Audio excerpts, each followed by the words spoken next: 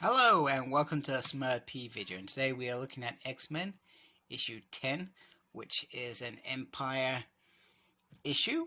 Even though there's the X-Men Empyre miniseries that coincides with, I guess, the bigger story. I'm not gonna get the bigger story, so I'm not gonna lie, I have no idea what it's doing. But I feel like I woke up in the Twilight Land with this because even though it's an Empyre crossover, I don't think we got resolution to the last story, which was around the Broad King and the egg, etc., and Broad being in charge. So I'm not sure if this is just the odd issue and that's going to come back next issue, but I found it very bizarre. Anyway, we begin our story with Vulcan, and it's after the War of the Kings, and he is floating in space. We all believed he was dead, but apparently not. Anyway, this big green creature, well, he takes him inside, and then they have a look inside him, and they say that there's a fire inside him. So, which is quite interesting. And he's twisted and he's broken and all that stuff. And it looks like he enjoys it. I thought these were the bad guys of the story, but clearly not. This is a dream. Vulcan wakes up, and he's got his friends who are drinking margaritas and offering him drinks. And if you remember that first issue, I think he was, well, pissed.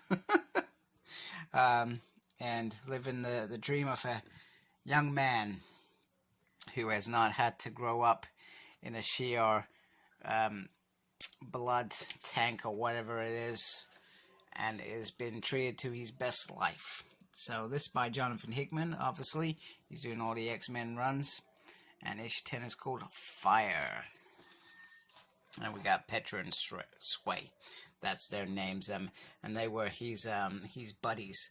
So what's happening is the Kree and the Skrull Empire under Emperor Hickman. That's a shock, but damn awesome for Hickman. I loved him in Young Avengers.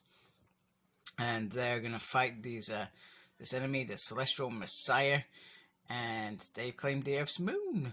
Who else do we know that lives on the moon? Yeah, which is pretty cool. So, Vulcan goes for a little walk. He gets a little plant there, and he thinks, "Hey, what the hell's going on?" And he sees this beautiful landscape that I guess the enemy has built on the moon, and they're kind of like little weird kind of plant creatures. And Vulcan is not fazed by any of this. He thinks it's pretty cool that they're here, and he just goes on and starts talking to him and saying, "You know what? You probably don't want to do this. It does not end well for your kind. It will be disastrous." And there's a nice quote here. I'm trying to think who says this quote.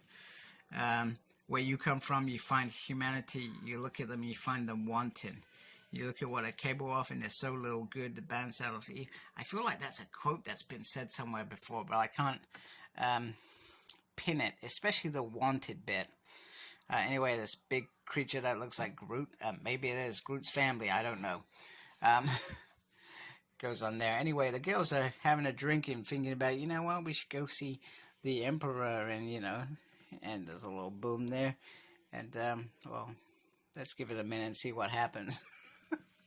Anyway, so they managed to subdue Vulcan. I guess this is probably my best bit of the issue.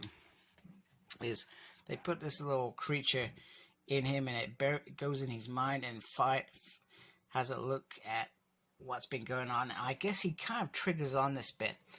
Anyway, the outcome is that he's flawed. That's what they're saying. He's flawed, and he thinks he's fixed, but he's not. He's still broken, and he's going to remain broken. He's never going to be this good person because this good is very little in him.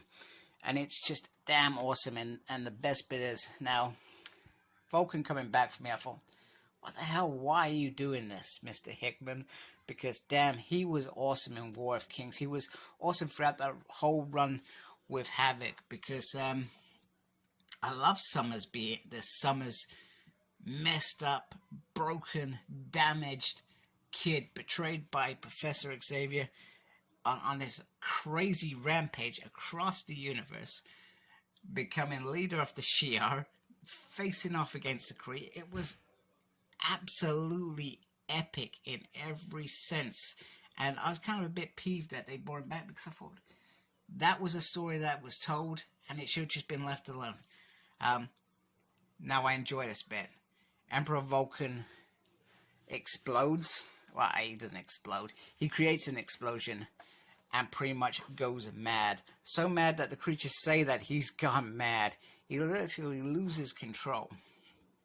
And basically, just that one shot, that artwork is just, you see it there. That is the Vulcan that I enjoyed. And then one of the girls, she says, "Hey there, Emperor." Even though he hates it, but maybe this is a sign of things to come. The Emperor being back. And they say, "It's alright, Gabriel. It's over." And he remembers these guys here.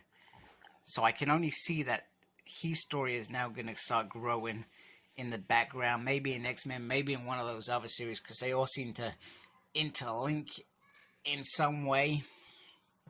And then they go back to have a drink, and then you just get this little bit at the end, which is it's just like a letter from Scott, just saying what was going on, etc.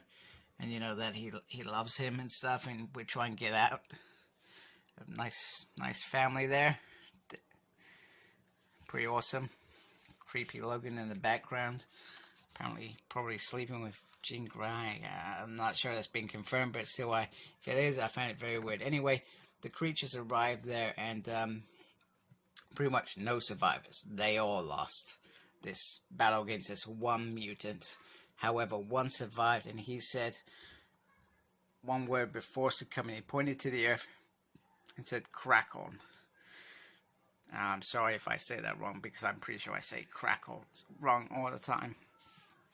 So I guess this is where it goes into the X-Men 1, 2. I think it's 5 issues in that little miniseries, which is cool for a crossover, because I think it's 4 to 5 issues usually is pretty good when these crossovers happen. So I really enjoyed this issue.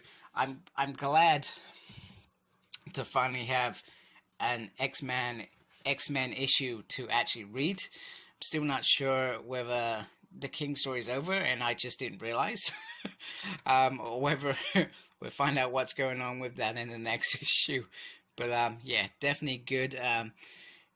Coming up over the next few months, so I'm going to get the Empyre miniseries, and I'll talk through that as an overview, but mainly I'm going to stick to the core X-Men book. But I'm definitely going to try and get the X of Swords crossover, which is, you know, that next event that takes the story to the next stage of whatever's been building up in all these runs over the last few months. So yeah, fantastic. Glad to have X-Men back. So like, comment, subscribe. Follow me on Facebook. My page is SmurP. Follow me on Twitter @SmurP. And as always, embrace the geekiness. Take care. Goodbye.